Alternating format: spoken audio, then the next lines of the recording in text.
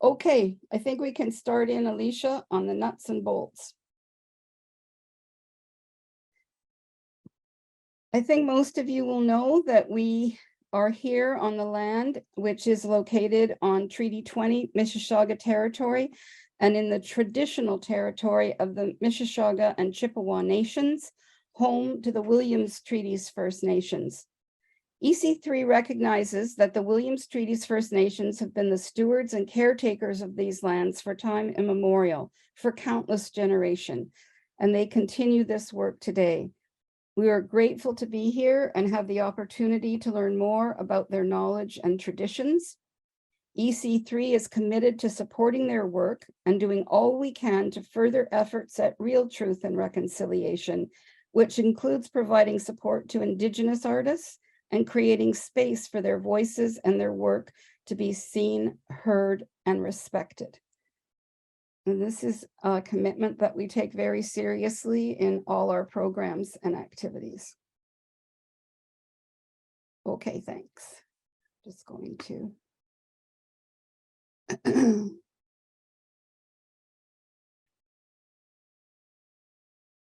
Trying to just make my screen come back to full view again.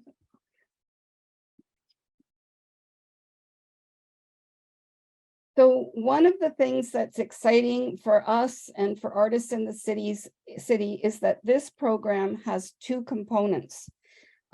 Most Arts Council funding doesn't have this two component factor in their grants to individuals, but a number of people on the EC3 board have worked in the arts for a long time. They include arts managers, artists, critics, curators, and we're longing for a program that used to exist a lot in a number of arts councils, which really allows artists to explore new ideas, do professional development, experiment, and just work on advancing their ideas and their practice without necessarily having to have a hard outcome. So it's really a development grant, and that's component number one. Component number two is maybe more traditional, and you'd be familiar with it from the Canada Council for the Arts or the Ontario Arts Council. And it's very focused on supporting a particular project and seeing it completed and presented to audiences. There's maximum amount of money, $1,500 available in component one, and $3,500. Is that right, Alicia? 3.5 in component number two. So when you read the grant application, think about where you are right now and in what you're doing, and whether it's the moment for you to make an application for component one, where you're going to do some research, do some development. And when we get to the components, I'll give you some examples.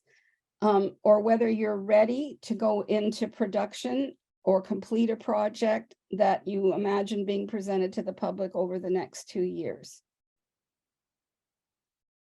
Okay. EC3 has a long-standing commitment to cultural diversity, equity, and inclusion.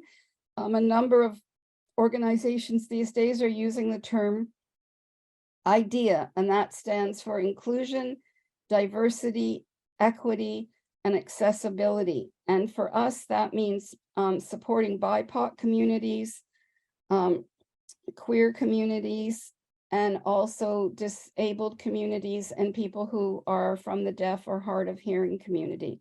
So you'll see throughout our presentation, we'll talk about different things that we do to fulfill those goals.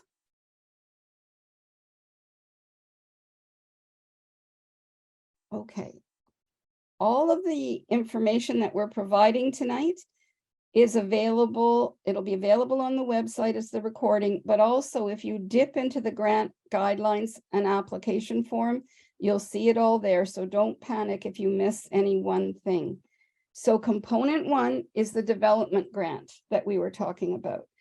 And as I said, it's a $1,500 grant to aid your creative research and development, to fuel your innovation and imagination and support the sustainability or advancement of your practice.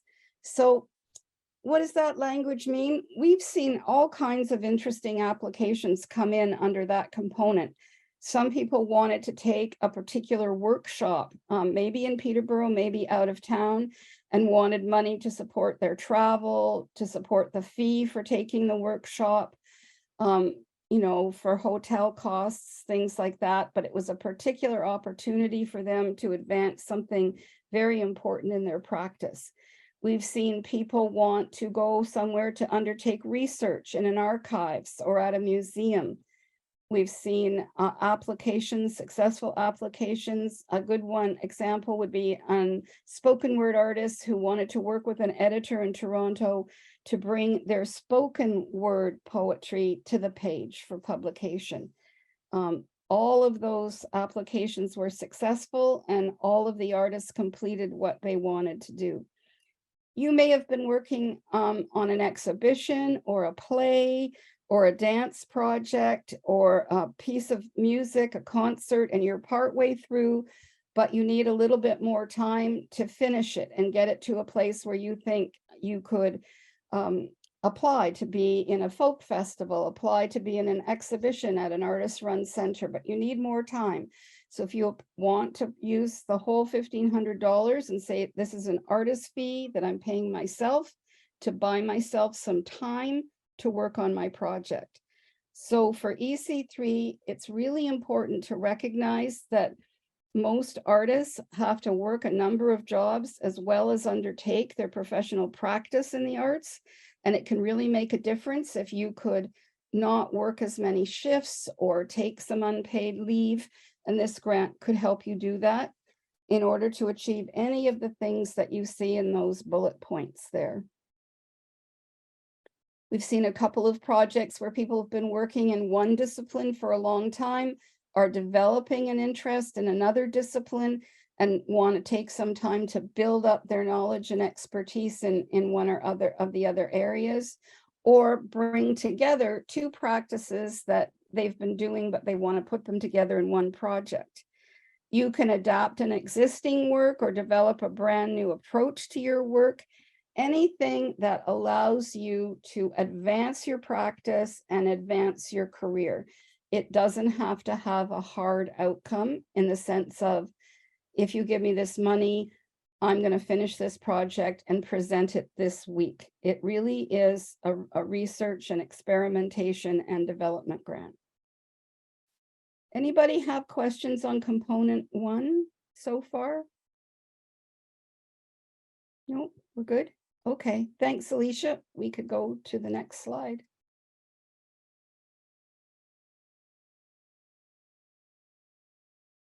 Sorry, Sue, I just wanted to point out the artist fees must be paid piece on this one. I feel like that's important to mention. Thanks. I forgot about that slide. So what that means is, and I know why Alicia's bringing it to our attention, a number of applications we get in this component are to develop works in progress, particularly from playwrights or actors who are writing a play for the first time, or people who are moving from some other kind of writing into playwriting, for musicians that want to make a recording. And there are other artists involved. If your work involves professional artists, you have to pay them. And you'll see a little piece in the budget form for component 1 where you can indicate what you're paying in artist fees, including paying yourself. And this slide reinforces that while your proposal may include a public presentation or a completed work or works, it's not a requirement of the program.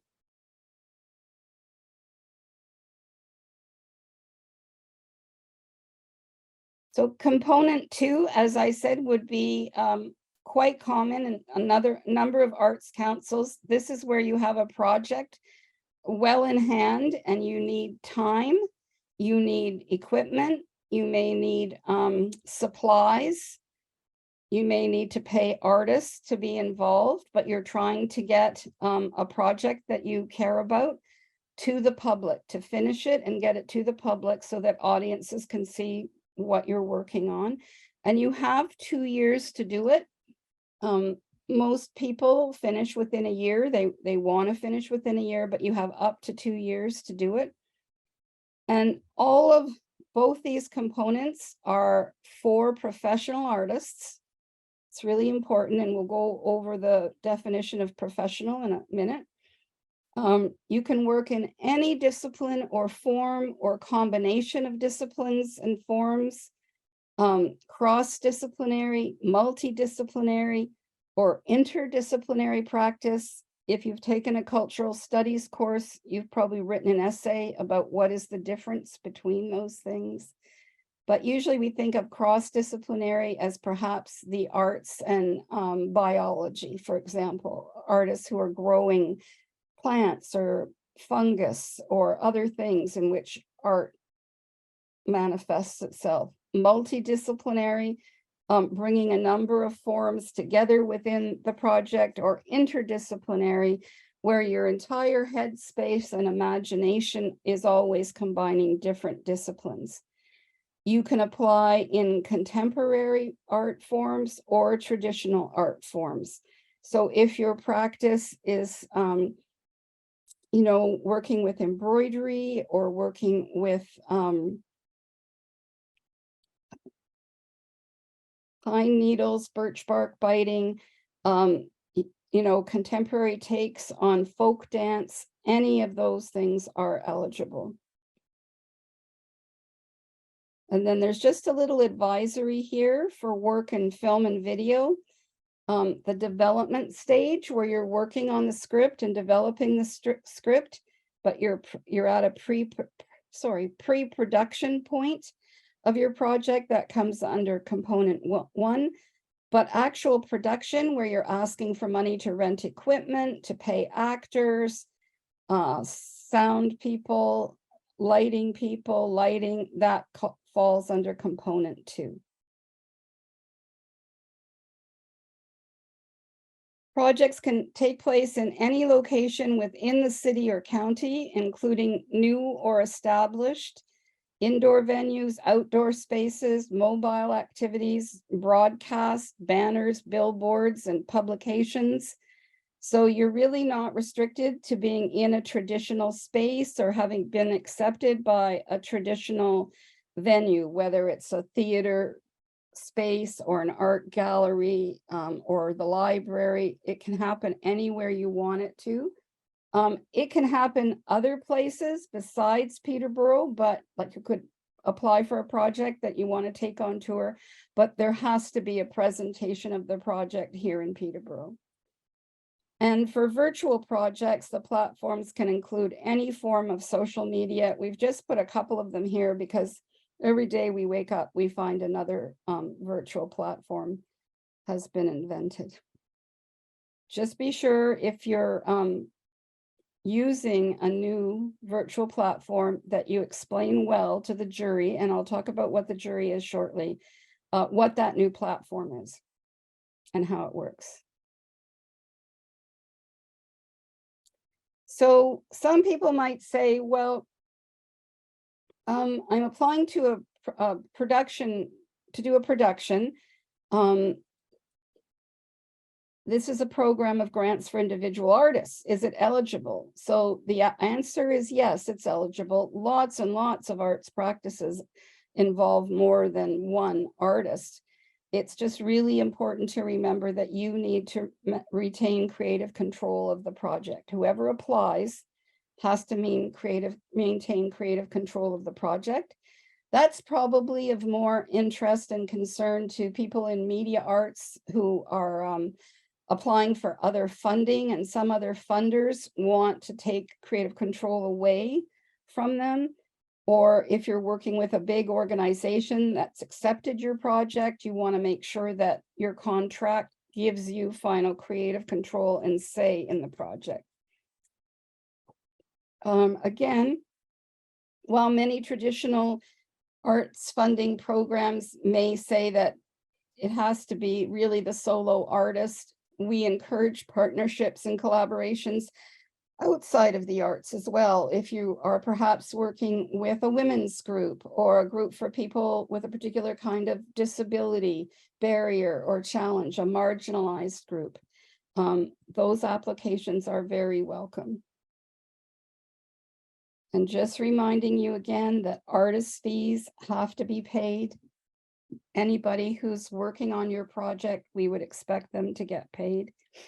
And in just giving some example, oops, can we go back one sec? Sorry, Alicia. Yeah, just to give you an idea, if you don't have a specific thing in mind at the moment, to remember that this could be a pop-up or a series of pop-ups. It could be a one-time event, a short run. It could be a series. It could be one specific exhibition. It's really a continuous project. Even we've had applications for what are called durational readings, where a poet or an actor is going to read from a piece over a long period of time every day. Almost any form, there's no script here that you have to follow in terms of being eligible, and the jury will not have a frame in mind that they give points for in terms of how the project manifests itself. Every way it manifests itself are equally eligible and important. Okay. So before we go into eligibility criteria, are people pretty clear on the difference between component 1 and component 2? I can only see some people. Do I need to change my view thing?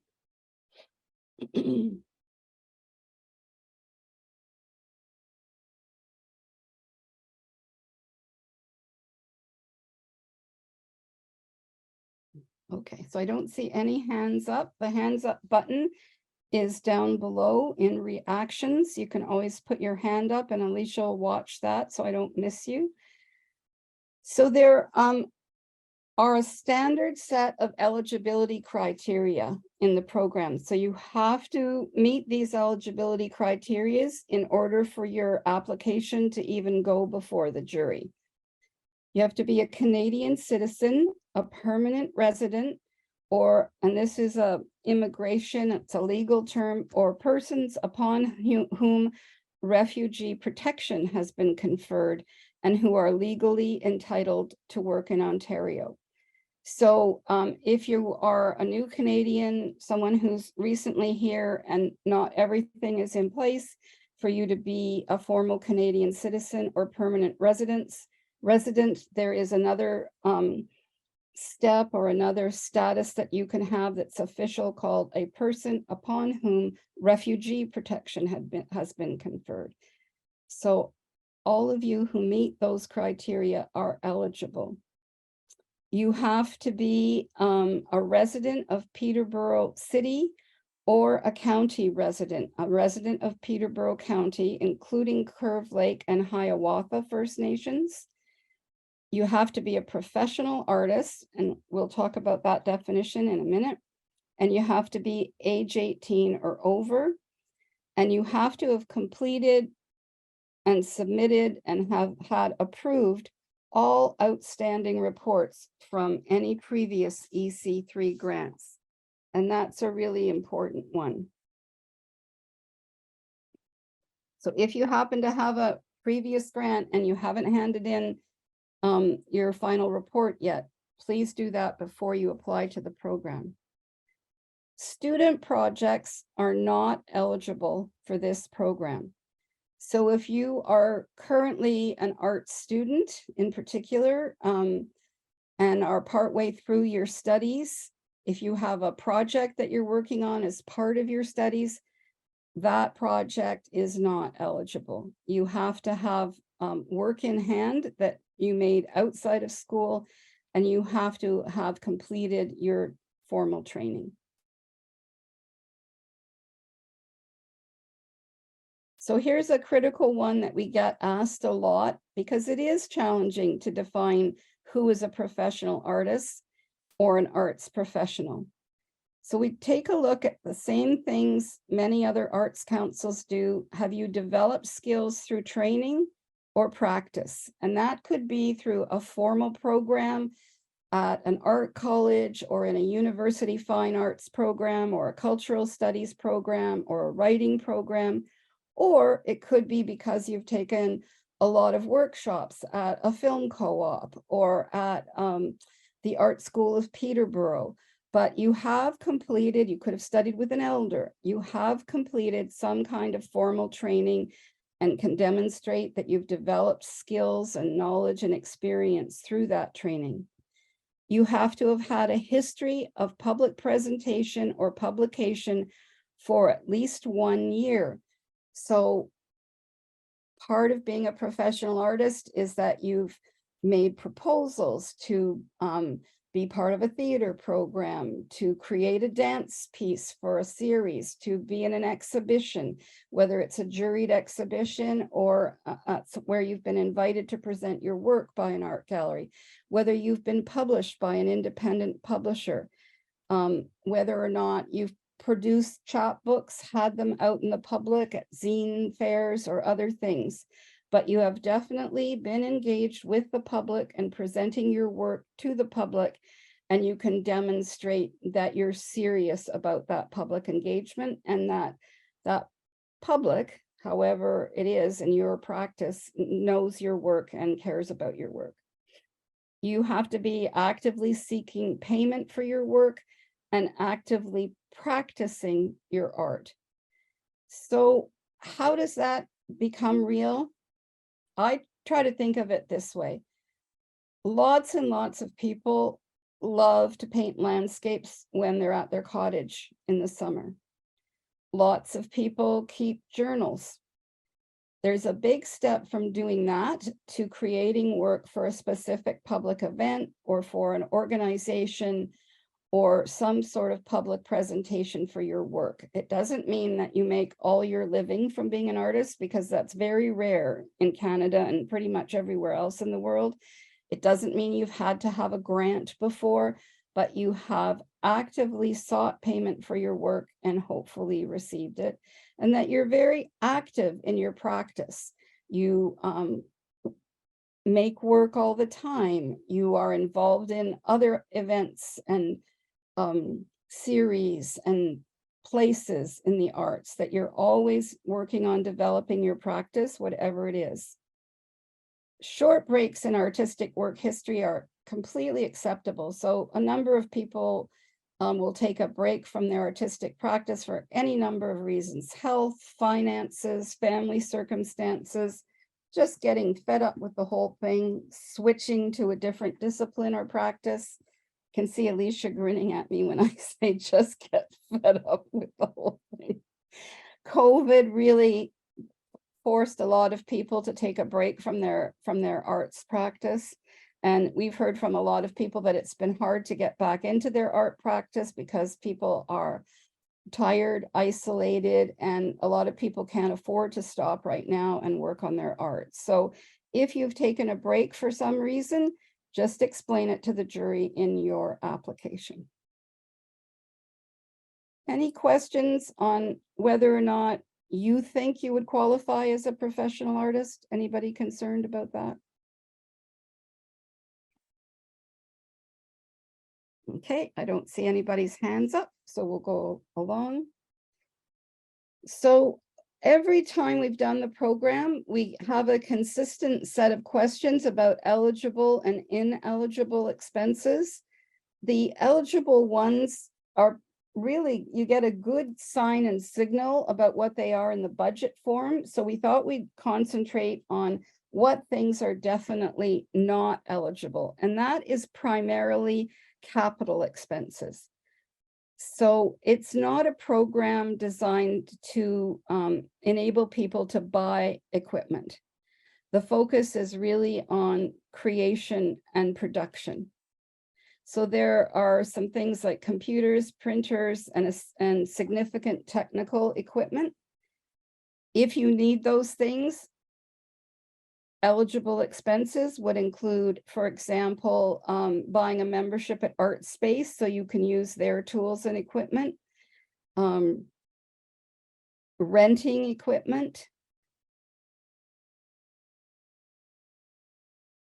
I'm just trying to think of what other large things, those would be eligible, but that list there, and that's a pretty standard list in any grant program in the province or at the national level. These big capital expenses are not eligible. You could rent a car, you could rent a van if you were doing a mobile project, or if you needed to travel as part of your project with a lot of equipment, but you can't buy a van under this program. Even if you could find one for $3,500. So we have had in the past, and particularly in component 2, obviously people who want to work with different community groups, which is really eligible. And we've had lots of interesting and exciting projects like this come forward. But like the Ontario Arts Council, EC3 asks if your project involves working with a vulnerable community, and we give you examples of them, and those are legal definitions.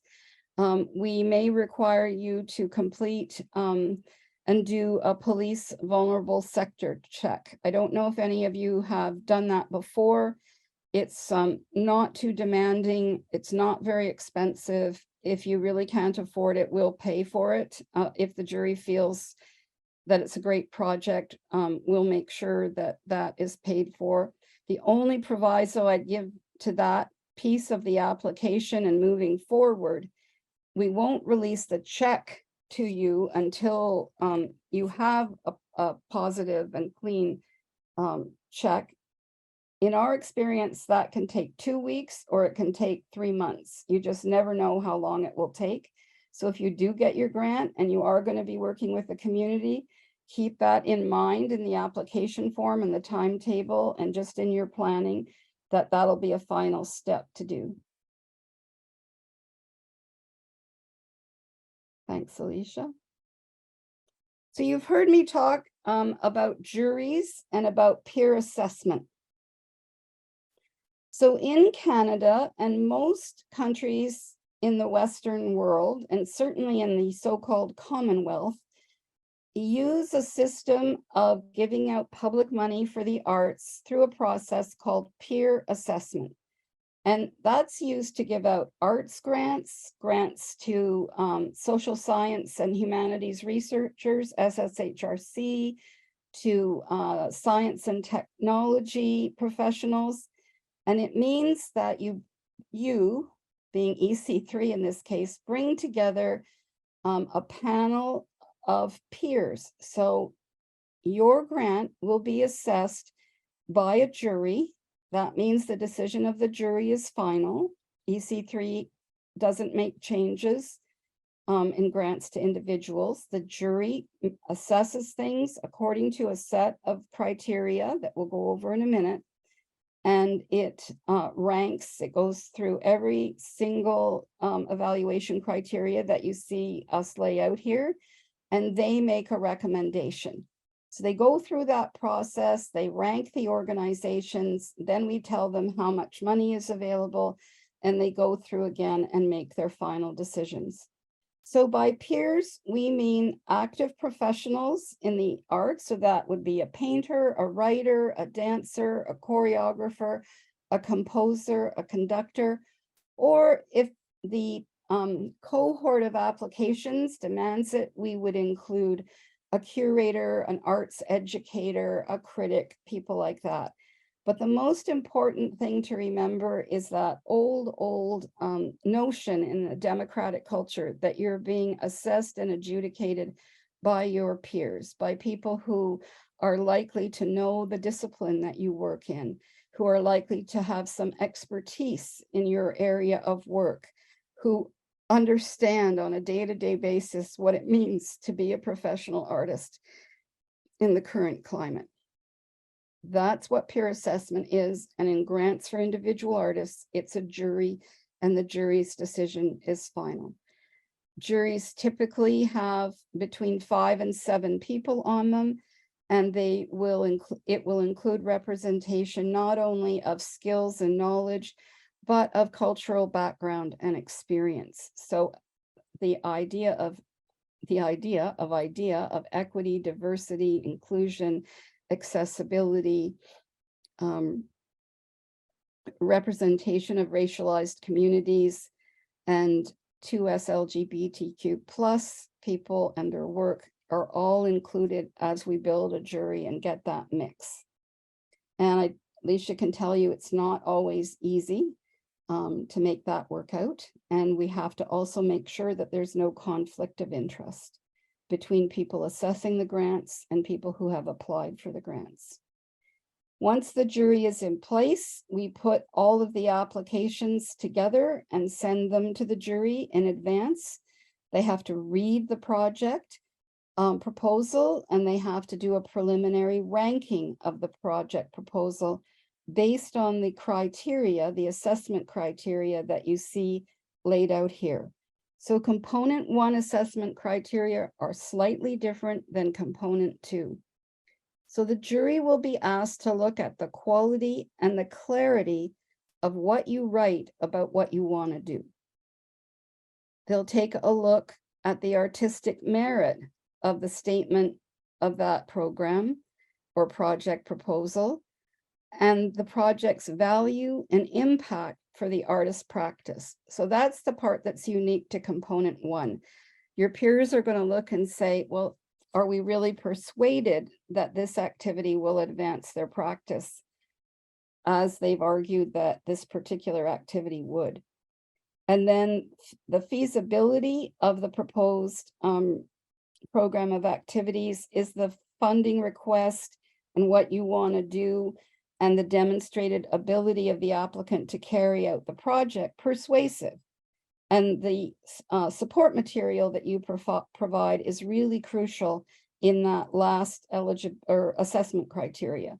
So you will be asked to hand in slides, recordings, links to videos, all kinds of things that you have on hand or that you develop for your application that will convince the jury that you can do this project that you're proposing or undertake this program of activities that you're proposing, and they feel quite confident that you'll be able to do it.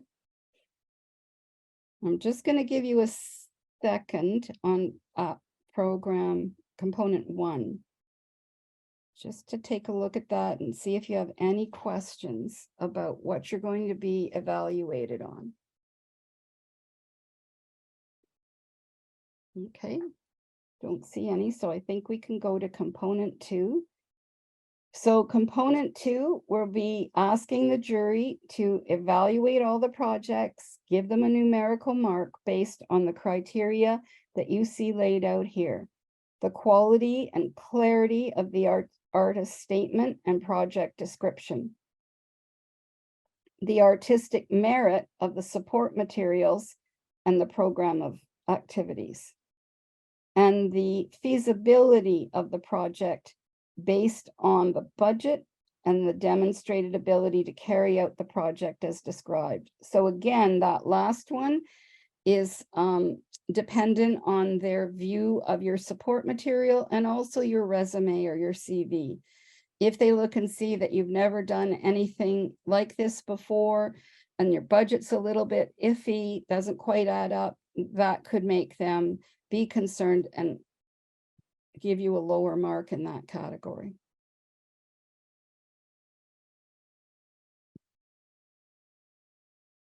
So again, equity and inclusion is very important to us, always working on advancing and improving the things that we do in that area. I'm not going to read out the whole text here.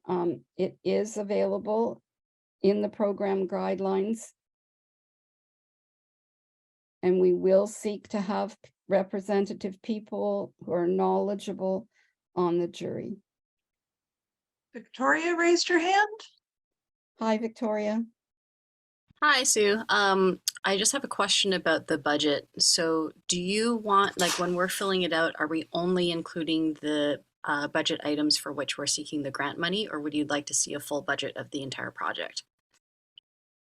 The jury often wants to see the full budget, especially if it's a larger project. And again, they will sometimes do something like give the grant conditionally on you being able to demonstrate that the other funding came through, or that you revised the project a little bit, made it smaller, or changed the timing of it, because the funding didn't come through.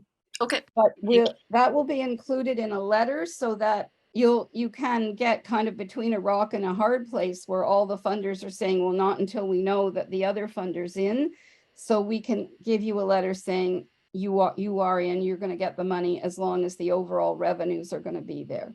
Okay. And it is not unheard of for arts officers from different arts councils or from cultural industries to talk to each other about that kind of thing. Okay. Are we good? Can we go on? Yes, thank you. You're welcome. So persons with disabilities are encouraged to come forward at any stage of the application process to request accommodations. So that could be, we put that out there in all the social media and bulletins that we did announcing the program, asking people to let us know, even for this event that you're part of tonight, whether they needed any accommodation. But at any time up until we go to jury, you can let us know. Maybe you need some one-on-one help, or maybe you need the application form in a different format with larger text, or there's many, many different things that people have requested from us. And it can be physical disabilities or people with mental health challenges. If you get in touch with us, we will do everything we can to get you to the stage where your application is complete and go in front of the jury. We've adapted processes any number of times to make that possible. One tip I will give people is that the staff at the public library are fantastic in terms of helping people who might have challenges around using a computer to fill out the application form. We have worked quite closely with them over the years. A number of their staff are quite familiar with our applications and are willing to help. If anybody prefers a paper application, we can make that happen. Just give Alicia an email.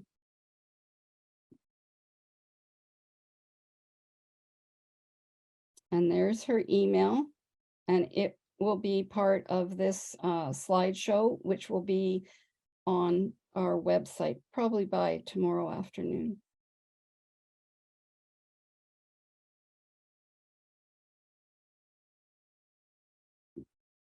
In a minute, we'll get to some sort of fun things that are our tips and tricks for a successful grant application. And one of the things that it talks about is to be sure to read the guidelines as well as the actual application forms.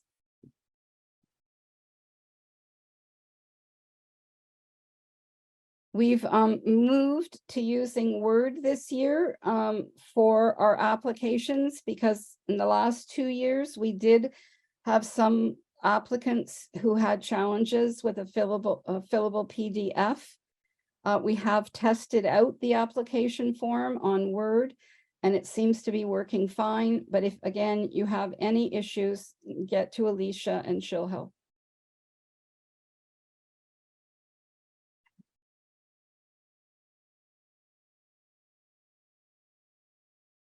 So if you were in the application form now, you would see some instructions on how to submit your support material. That's really critical. And also a checklist. And I can't tell you how important it is to look at that checklist and make yourself actually tick off everything that's required. Because we get a lot of applications that have missing material. And we will do our level best to get back to you, but we can't promise that we can get to everybody who's forgotten something before the jury meets. So we'll try, but really look at the checklist, make sure you've got all your supplemental material, or support material, your CV. I can't think, Alicia, is there anything else that would be extant to the application form itself? Those would be the two main things, right? Did you say support materials? Yeah, support materials and your Yeah. CV or resume. Yeah, I think each component has a slightly different list, but All right, if you just go through it, you'll check everything off. It's all pretty clear in the form. okay. Thanks, Alicia.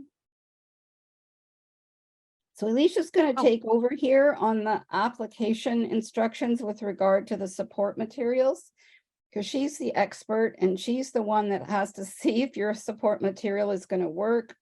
Is the link really there? Will the jury be able to access it? So take it away, Alicia. Yeah, so the main thing is to pay attention to the requested formats and to give us a detailed list. There's a table in the form where you can write out what materials are what, and give a little description. And if in the case of video or other links, that's where you would insert a link, is right into that table. So yeah, I would pay attention to providing up to 5 examples, so not more than that. But if you don't quite have 5, that's okay too. Submit your best work. And yeah, submit them as email attachments or list the links for the audio or video, as I said, in that table. And you can submit material either of past work or material illustrating the proposed activities. So whatever is applicable there. And then, yeah, so for images, it's JPEG, PNG, or PNG and GIF, whatever works for what you're doing. And then for clips, the audio and video clips, this is important. We've added this round. For clips longer than 5 minutes, we want you to note in the description which 5-minute segment should be considered.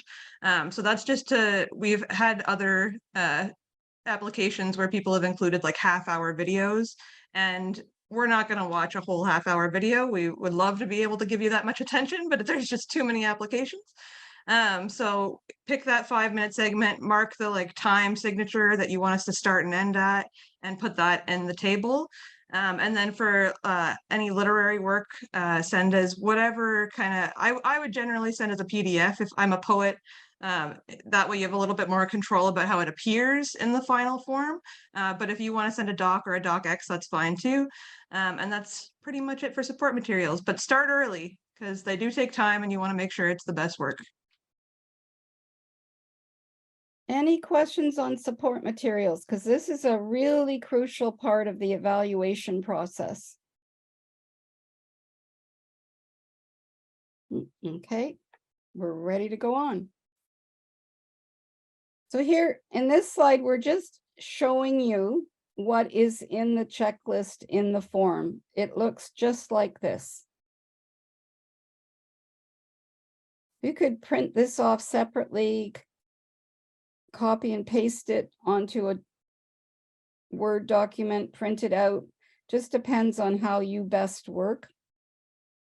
But it's so easy to accidentally forget a piece. On the artist statement and project description in component 1, we did not put a word limit on it. We wanted there to be an opportunity at some point in the development of an artist project where they can say as much as or as little as they want. So what you want to keep in mind is that it's a jury of your peers. They're reading perhaps 40 applications, and you want to give them enough information, a clear enough picture of who you are, what you want to do, and why you want to do it, so that you persuade them to fund your application without having them drown in all the words.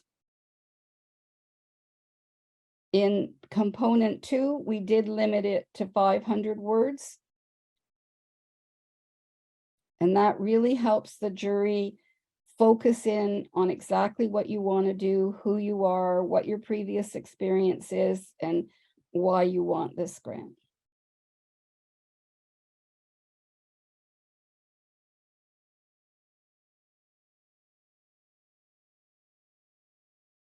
That's a hard deadline unless we have very, very few applications.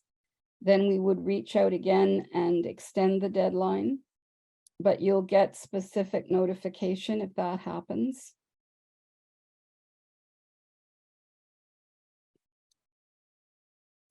So we've done quite a few workshops over the years that are not related to a specific grant program, but really intended to help people working in many different disciplines learn more about writing a successful grant. And we've always kept track of the tips that people have given. So we have a lot of successful artists who've written many grants and been successful many times, local artists, present in a kind of a panel situation. And we've kept track of their tips and we've put them all together here for you with our official tips and tricks for successful grant writing. And you may not recognize this photograph, but it's Sue Newman, Charlie Glasspool, and I think that's Jose on keyboard at a concert in Arts Week this year. And Charlie's saying, check the deadline first. Write it on your arm. Put it on a Post-it note on your computer, on your fridge, on anything that will make you remember what that deadline is. Start early. Kate's story says, then start earlier and then start now. If you've gone to the trouble of coming to this workshop tomorrow, take a look at the actual guidelines and the grant application form. The more time you have to write a persuasive and coherent grant application, the higher your chance of success. I think that's Benj Rowland at Arts Week. He's a musician. And he said, read all the guidelines, even if they're wordy and boring. It really gets you in the right headspace, keeps you from making mistakes, and it pushes you to put in the kinds of things that the jury members are going to be looking for. Oh, I don't know who that woman is. She looks a lot like Victoria, who I think did perform at Porchapalooza and with Charlie Glasspool. Really pay attention to what the question in the application form is asking. Be very specific in your answer. Anything that seems vague or unthought out could raise a red flag for the jury.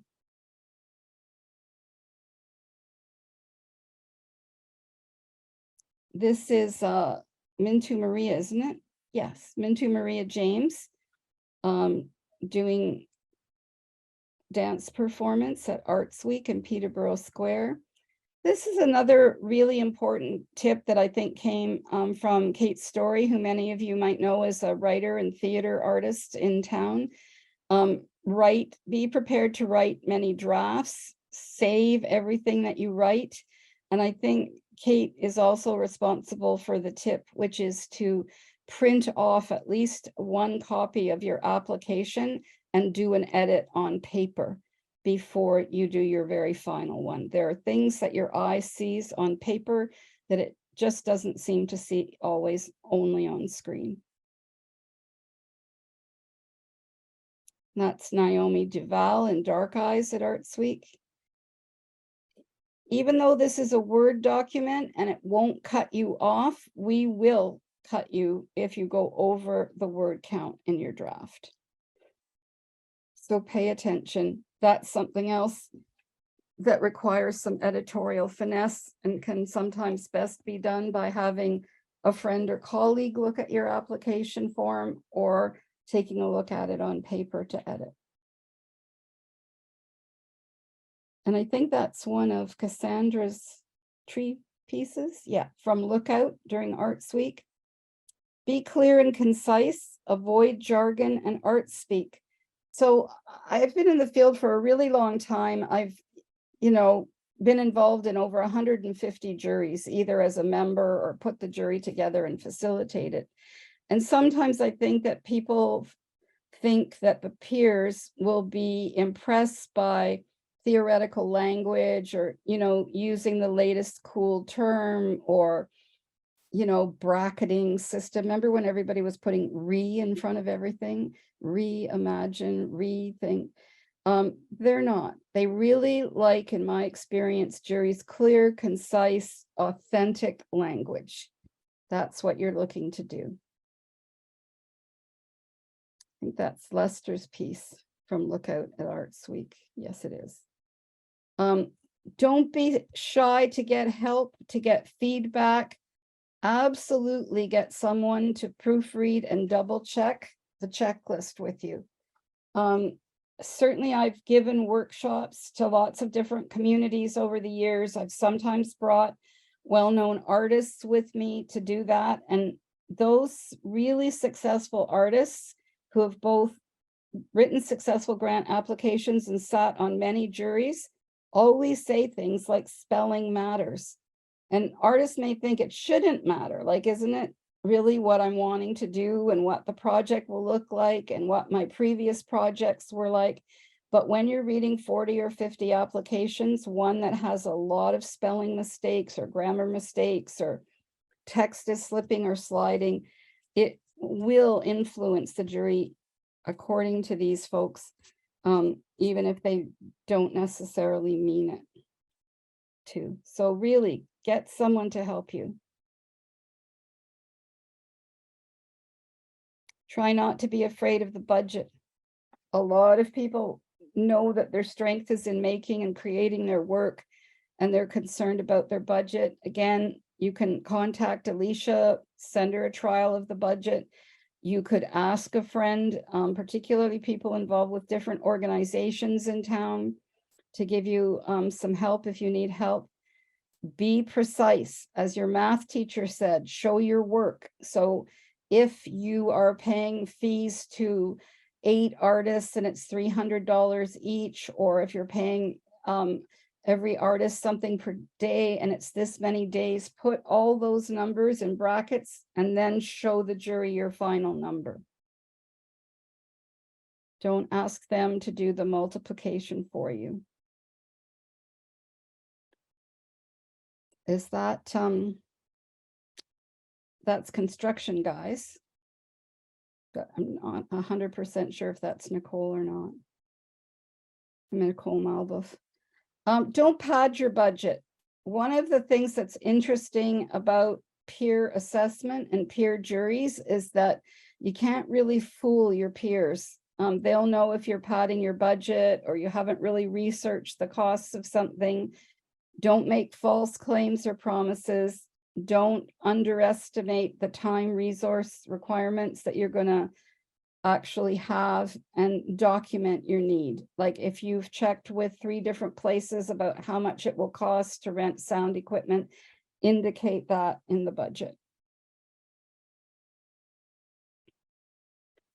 I think this is the Veranda Society. Megan and Kate and Saskia, all at Arts Week. Make sure your budget balances. Expenses and revenues should balance. If you're going to have a deficit, you have to explain how you might cover that. And you never want to show a surplus. Does your budget match your narrative? So in your project description and your artist statement, and mention all the things that you're going to be spending the money that you outline in your budget on, and make sure the 2 things match up. So if you're going to suddenly be introducing costs for something, make sure you've indicated in your artist proposal exactly what those costs are going to go towards. Make sure they jive, I guess is the word I'm looking for. Thanks, Alicia. That's Irish Millie in Portapalooza. I'm not sure who's with her. Murray. Yeah, so double check for completeness and consistency. So that applies to what I was just saying, is make sure that if you mention something in your narrative, the cost of it pops up in your budget and vice versa.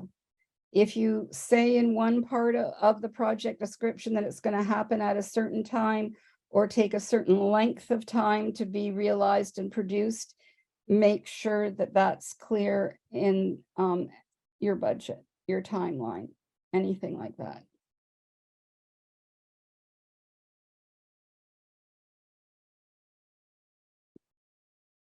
Make sure you're applying for the right component. Remember that component 1 is for development, experimentation, research, all the things that typically funders don't want to spend money on because they're a little bit vague. They don't have a hard outcome immediately, but we believe they're essential to producing great work. But if you're ready to go into production and you're anxious to get your work made and seen, go to component 2 and ask for the funding you need to make that happen.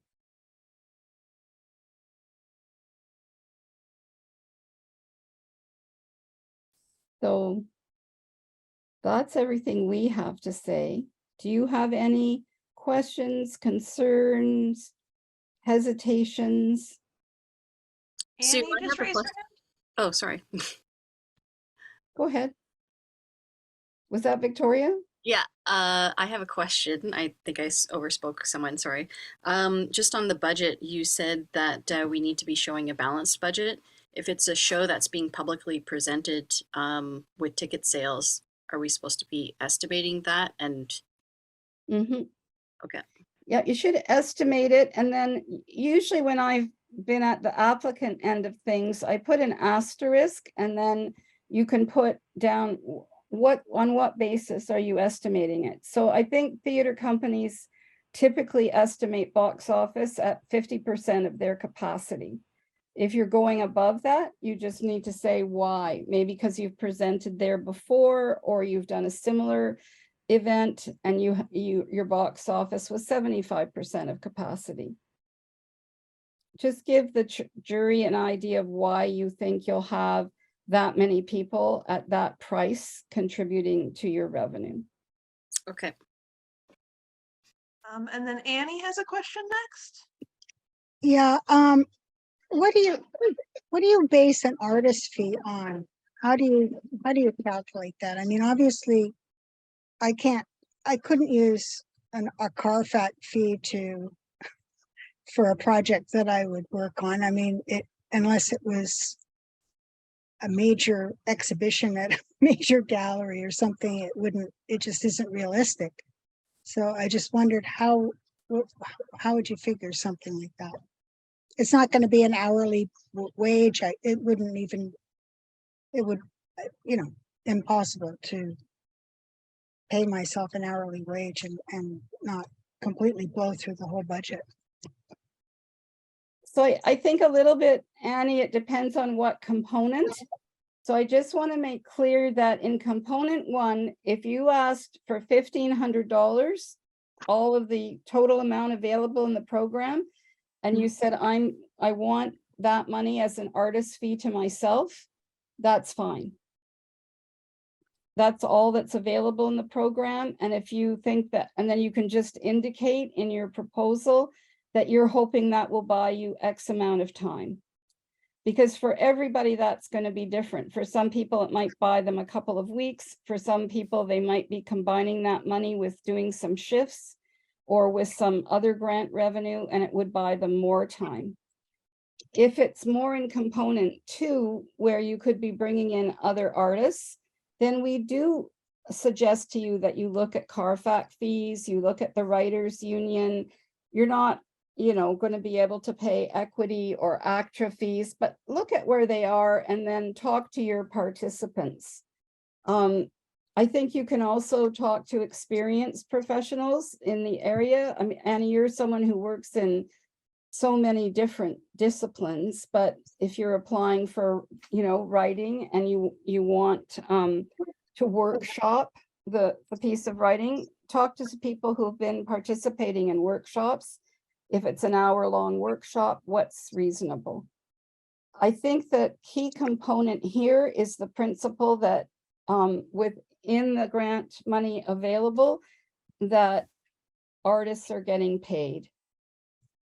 There's no fixed scale. Okay. Thank you. Good question. Okay, Ainsley had a question next. Thanks. I was just wondering when the decision is made. I might have read this. I can't remember when the decisions are announced, and then also when the checks would be like given to people. Isn't that, I'm gonna have to ask Alicia, I don't remember the announcement date. Yeah, I'm bad at remembering dates, but I feel like it's September 18th. It is in the form. It says there's right on the timeline and on the website it has it. But I think it's September 18th. I'm fairly confident. I'd have to check. And then Sue, you would be better suited to answer the question about the check Yeah. release. So just to give you an idea of how the process works, once all the applications are in, Alicia checks them for their basic eligibility and completeness. So that's one of the reasons why it really helps everybody if your application is complete, because most arts councils nowadays won't give you a second shot and let you hand in late material. We try to, because applying for local grants is relatively new in our community. So it can take us, you know, up to 2 weeks, maybe even sometimes a bit more, to ensure all the applicants are eligible and all the applications are complete. We will have the jury in place before the deadline. And then we send out all of the applications to the jury. Depending on how many applications there are, we would give the jury between a week and 2 weeks to read everything. And we are quite strict with people who agree to be on juries. I mean, it's a gift everybody gives to an arts community to sit on a jury. People do get paid something, but it's very small. I think we pay 150 or 200, depending on how many applications there are. It's a gift as professionals we give to each other, but we're pretty strict in terms of everybody has to have read all the applications and done an initial assessment, which they keep to themselves, but it's really evident immediately if anybody hasn't done that. And then a day or 2 days, depending on how many applications. And so we can get the notice of the grant out fairly quickly after that. The checks can be a little bit longer. That again depends on whether the information people have provided to us is correct or not. With grants to individuals, we sometimes do it by direct deposit, and that makes things a little bit faster. So to answer your question more specifically, we're looking at least a month after the deadline, maybe longer, depending on how complete the applications are. If you're worried, because you need to know for booking a venue or in response to another grantor, give us, you know, 2 or 3 weeks after the deadline, and you can always call. I can tell you that no letters go out first. Yes, letters take longer because we have to sometimes include conditions, and we have to be really careful we get all the conditions correct. Okay. And then Erica had a question. Where's Erica? Period. There she is. So this is most likely very ambitious, but I'm wondering if we could apply for each component, like both of them, like for separate projects. Yes, I was just going to say, I think that you would have to apply for the two different projects. I'm pretty sure we've had that happen before. There's absolutely no prohibition against it. And I think that if they were both excellent proposals, they could both be funded. There's no quota. There's nothing that says you can't do that or that you can only have so many grants in a year. Believe me, the boards of directors of different arts councils over the year have tried to do that, but artist advisory councils take those questions quite seriously, actually.